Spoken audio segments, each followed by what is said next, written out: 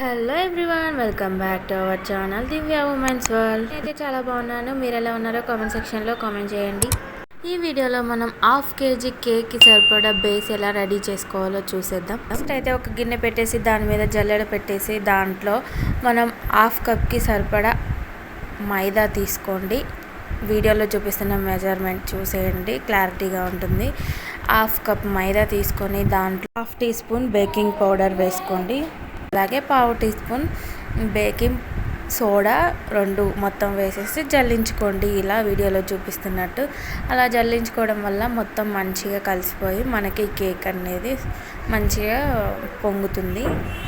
Next అయితే ఇంకో గిన్నె తీసుకొని దాంట్లో మనం కేక్ ఏ గిన్నెలో అయితే కుక్ చేయాలనుకుంటామో ఆ టిన్ తీసుకొని దాంట్లో ఇలా ఆయిల్ వేసి కొంచెం మైదా వేసి జల్లించి పక్కన పెట్టేసేయండి. మనం బ్యాటర్ ప్రిపేర్ చేయడానికంటే ముందే గ్యాస్ మీద మనం కేక్ ఏ గిన్నెలో అయితే బేక్ చేయాలనుకుంటున్నామో బేకింగ్ కోసం ఒక పెద్ద పాత్ర పెట్టేసుకోండి. ఇలాగా దాన్ని మీడియం ఫ్లేమ్లో మాత్రమే పెట్టేసేయండి. దాంట్లో ఒక చిన్న స్టాండ్ కానీ ఇలా గిన్నె కానీ పెట్టేసుకోండి. ప్రీహీట్ అవుతుంది.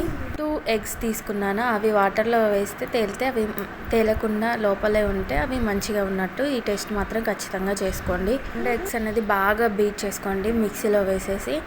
నెక్స్ట్ దాంట్లోనే కొంచెం వెనిలా ఎసెన్స్ అలాగే హాఫ్ కప్పు షుగర్ పౌడర్ అనేది కొంచెం కొంచెం వేస్తూ మనం మిక్సీ పట్టేయాలి. లాస్ట్కి సగం అంటే హాఫ్ కప్పు 3/4 కప్పు ఆయిల్ తీసుకోండి.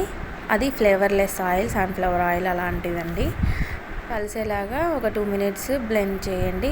నెక్స్ట్ మనం రెడీ చేసి పక్కన పెట్టిన పిండిలో మైదా బ్యాటర్ ఉంది కదా, దాంట్లో మనం ఈ మిక్చర్ అనేది వేసేసి మొత్తం కలిసేలాగా కట్ అండ్ ఫోల్డ్ మెథడ్లో కానీ విస్కర్తో రౌండ్గా కానీ విస్క్ చేసేయండి.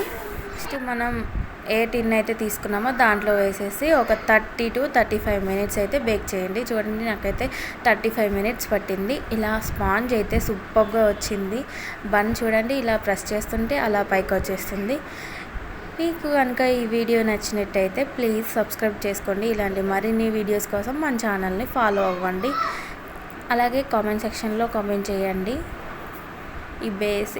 ఈ కేక్ స్పాంజ్ అనేది మీకు ఎలా అనిపించిందో. నెక్స్ట్ అయితే నేను విప్పింగ్ చేయడం కోసం అనేసి ఇలా కట్ చేసుకుంటున్నాను 2 లేయర్స్గా. విప్పింగ్ క్రీమ్ ఎలా చేయాలో విప్పింగ్ పౌడర్ తోటి, అది కూడా విస్కర్ తోటే నేను ఆల్రెడీ వీడియో పోస్ట్ చేశాను.